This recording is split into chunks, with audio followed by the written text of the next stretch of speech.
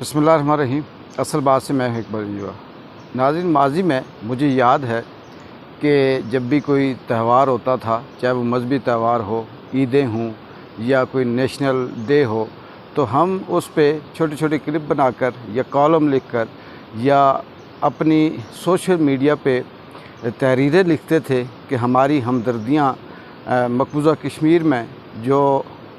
मुसलमान हैं इंडिया के जुल्म के आगे डटे हुए हैं और इंसानी हुकूक़ की जो खिलाफ वर्जी इंडिया में हो रही है, हम उनके साथ हैं। लेकिन मेरी ज़िंदगी में जो मुझे याद पड़ता है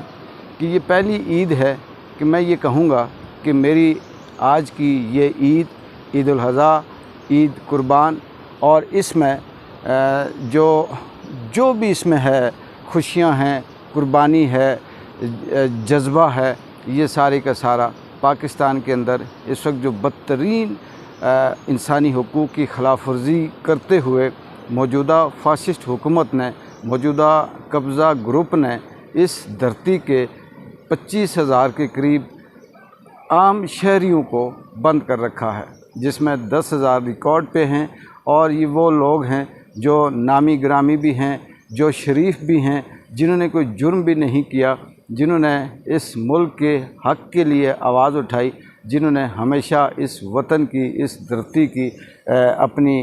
जो सोवरेंटी है उस पे फ़ख्र किया और बात की। ये बुनियादी इंसानी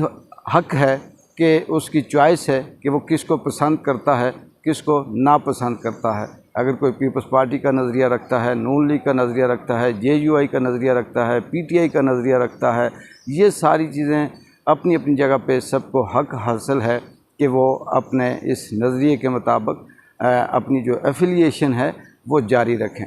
लेकिन बदकिस्मती से हमारे यहाँ ये अब देखा गया, अब ये चीज़ें खुल के सामने आई। पहले हम सुना करते थे, पढ़ा करते थे कि इस मुल्क में जो हुकूक़ हैं, जो आम आदमी है, वो कीड़े मकोड़े हैं या भेड़ बकरियां हैं। लेकिन हम सोचते थे कि शायद ये एक इस्तारे के तौर पे इस्तेमाल होता है,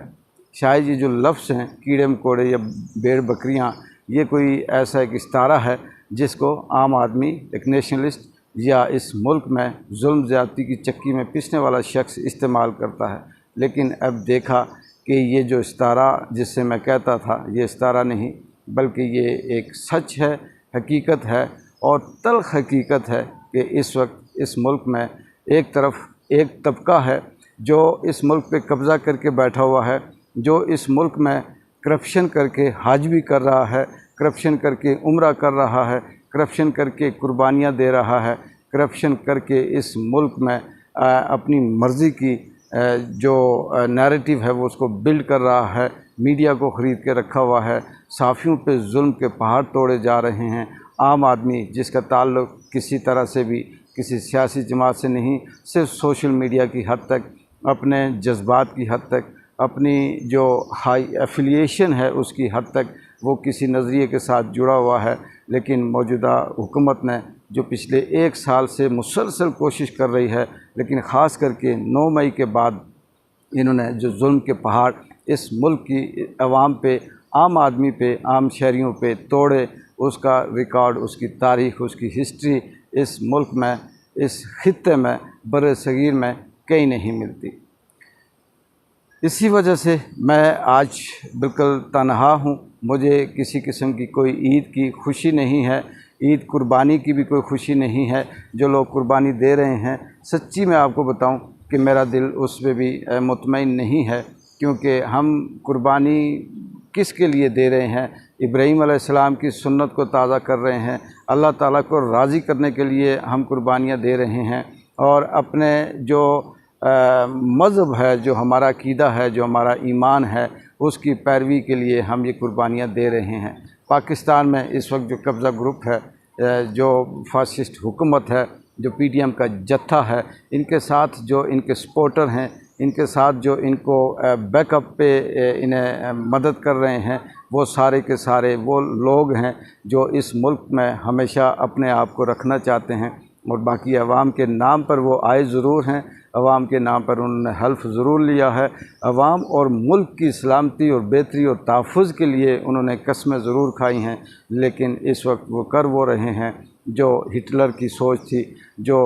हलाकू की सोच थी, जो चंगेज़ की सोच थी, जो इससे पहले माजी में अगर कोई इस तरह से कोई दौर गुज़रा है जिसका हमें इल्म नहीं, उस दौर की कोई सोच थी, जिसे हम ये कह सकते हैं कि ज़ुहूर इस्लाम से पहले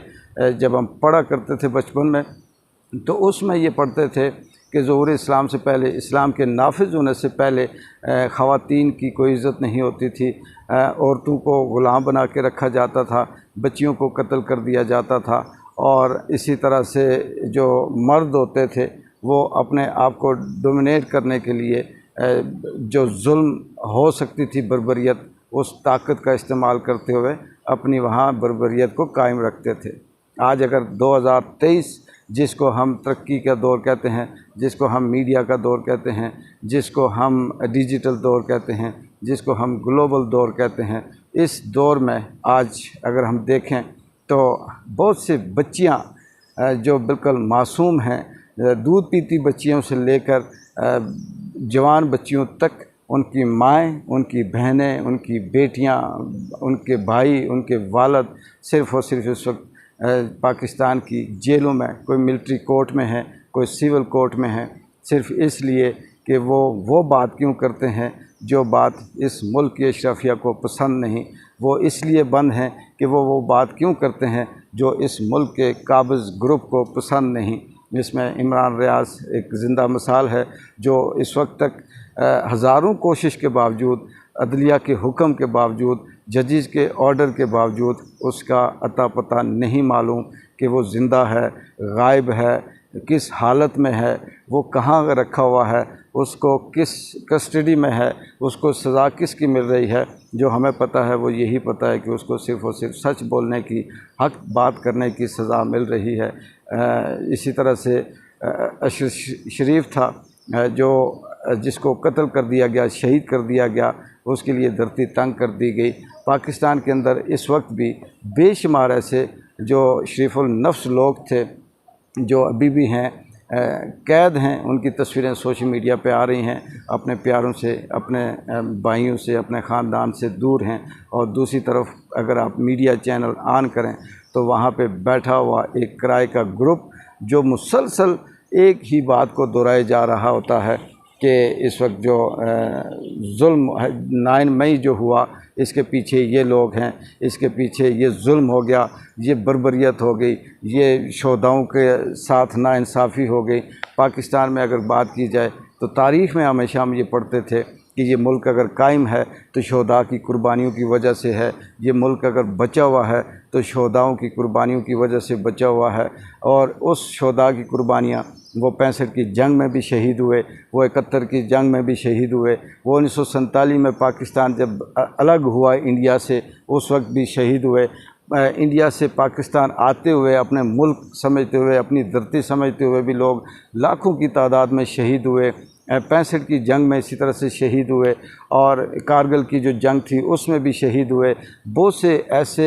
हमारे शोधा हैं जिसमें फ़ौजी हैं, जिसमें सिविल हैं, इस मुल्क की हिफाजत के लिए, इस मुल्क के अंदर से तख़रीबकारी और दहशतगर्दी को ख़त्म करने के लिए राय हक़ पे शहीद हुए। और उन शहदाओं की जो ज़िंदगियां हैं, उनकी जो औलादें हैं, उनकी जो नस्लें हैं, वो किस हाल में ज़िंदगी गुजार रहे हैं और उनकी इस वक्त क्या ज़िंदगी की पोजीशन है, किसी से कोई ढकी छुपी नहीं है। तारीख़ अगर गलत लिखी जाती है तो बेशक लिखी जाए, लेकिन हकीकत है, वो कहीं ना कहीं से सामने आती है। लेकिन ये जुल्म उस वक्त नहीं किया गया जब ये 71 की जंग हो, 65 की जंग हो, 1947 के बाद जो जुल्म किया गया उस पे, उसके अलावा जो इस मुल्क के अंदर जो दहशतगर्दी रही, तख़रीबकारी रही, गद्दारी रही, मुल्क को लूटने, करप्शन करने के जो हज़ारों अरबों खरबों ट्रिलियंस के हिसाब से जो पैसा बाहर भेजा गया और सबूतों के साथ बताया गया, उसके ख़िलाफ़ भी ये कार्रवाई नहीं की गई। लेकिन अफसोस कि 9 मई का एक ऐसा वाक़या जिसको कह सकते हैं कि जो सामने वाज़े नज़र आ रहा है कि एक स्क्रिप्ट था और उसका नाम लेकर पाकिस्तान के अंदर इस वक्त हज़ारों की तादाद में बेगुनाह शहरियों को, अपने ही शहरियों को, अपनी ही बच्चियों को, अपने ही लोगों को, जिनकी हिफाजत तहफ़्फ़ुज़ के लिए हल्फ़ उठाया हुआ है इन इदारों ने, इस फासिस्ट हुकूमत ने कैद करके इस वक्त वो अपने आप को ईद की खुशियाँ मना रहे हैं, कुर्बानियाँ दे रहे हैं और मीडिया पे ये कह रहे हैं कि हम इस वक्त बड़े पुरअमन मुल्क में रहते हैं। इंसानी हकूक़ की तारीफ़, इंसानी हकूक़ की ख़िलाफ़ वर्जी पे आज मैं ये कहता हूँ कि ये ईद, ये जो खुशियाँ हैं, ये जो कुर्बानियाँ हैं, ये कश्मीर नहीं, फ़लस्तीन नहीं या किसी दूसरे मुल्क के शहरियों के लिए नहीं, ये अपने ही इस धरती के बेगुनाह आम शहरी जो हज़ारों की तादाद में पाकिस्तान की जेलों में बंद हैं, उनके नाम है। और मेरी दुआ है अगर अल्लाह ताला इसको कबूल करता है या अगर इसको सुनता है तो मैं ये कहूँगा कि इनकी मुश्किलें आसान हों और इस मुल्क में ये जो 75 सालों से कब्ज़ा ग्रुप बैठा हुआ है, जो ये चाहता है कि उसकी मर्ज़ी से चिड़िया पर ना मारे, उसकी मर्ज़ी से बोला जाए, उसकी मर्ज़ी से बात की जाए, अल्लाह ताला उनसे आम शहरियों की जान छुड़ाए और ये मुल्क तरक्की की राह पे गामज़ान हो। इकबाल जंजुआ को इजाज़त दें। इस एक तरफ ईद का मौका है और दूसरी तरफ अफसरदगी है, उदासी है, परेशानी है। अल्लाह ताला सबकी ईदें अपने ख़ानदान में करे। फिर इंशाअल्लाह अगली किसी स्टोरी तक मिलेंगे। अल्लाह हाफ़िज़।